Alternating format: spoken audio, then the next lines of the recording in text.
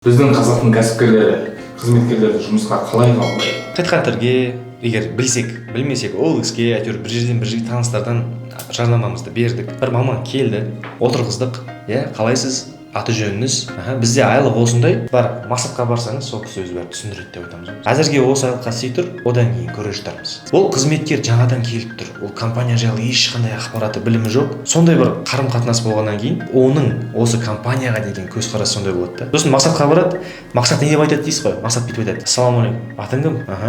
Болды. Мынаны істей бер, пока. Бұл жақтан да қатты ешкім мазамдалмайды. Осыны істей бер, болды. Осындай адаптация, осындай үйрету болғаннан кейін ол қызметкер бұл компанияда жай рахат жұмыс істей беруге болады ғой деген көзқарасын қалыптастырады да, кейін жұмысын дұрыс орындамайды, кешігеді, қателеседі, қарсы шығады.